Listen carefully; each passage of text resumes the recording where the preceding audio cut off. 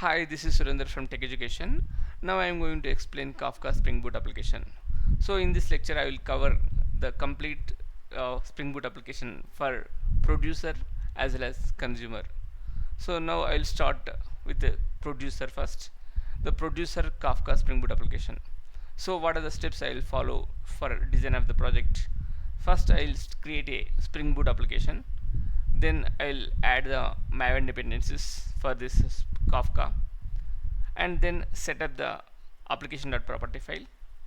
Then we have to create a configuration property file for a Kafka producer, and then have to create a service class using the Kafka template.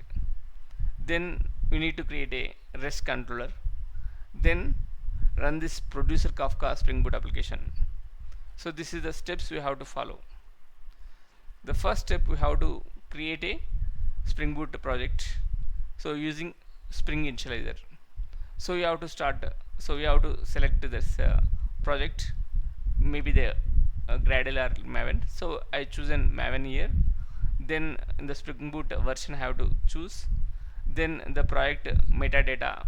So that is a group and artifact ID, name and description. All these things you need to write. That is a Kafka example and a producer Kafka.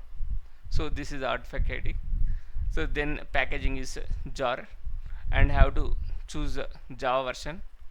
Then it's very important thing is need to add the Maven dependencies.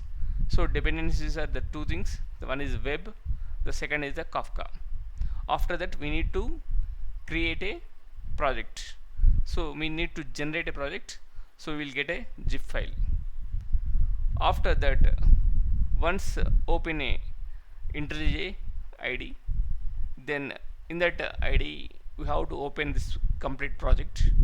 So we'll get a the Spring Boot application, that is a producer Kafka application.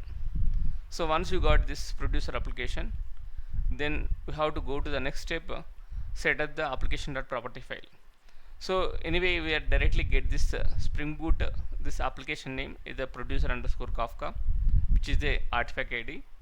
Then we need to add this server.port. So we have to randomly choose some port 8088. So and also there is a producer configuration file we need to add, or otherwise we can directly write in the configuration file. And so here what I choose is only I added only server.port only. So this producer configuration things we are taken care in the app config file. Then we'll go for the configuration property file. So here this is a app config. This is a configuration file for the Kafka producer. So in this we need to write a producer factory configuration.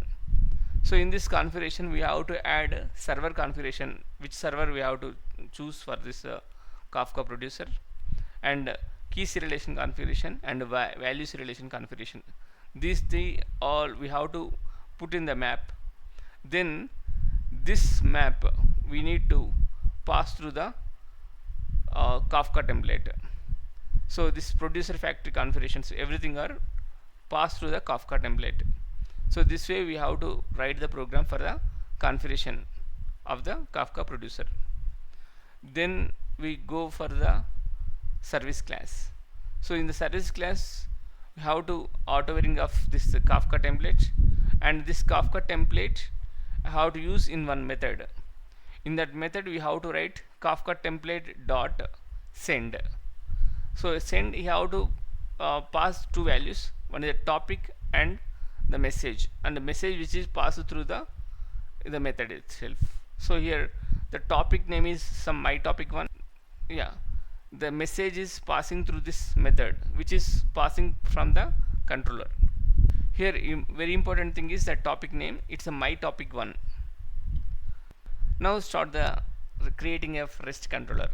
In this RestController we have to add get mapping with a some endpoint. Then we have to take some method. In that method we need to call this service class, and service class you have to call this particular method which are used in this service, that is send message. And that message you have to give some this is Surendra from Tech Education, like that, some message, and return some message. So this way we have to create a REST controller. So like that we need to complete the Spring Boot application. So this is about a Spring Boot application for a Kafka producer. Once it is completed, the next step is we need to run this application and we need to see the output in the Kafka consumer console. So that part we will see in the next lecture. So hope you understand. Thank you.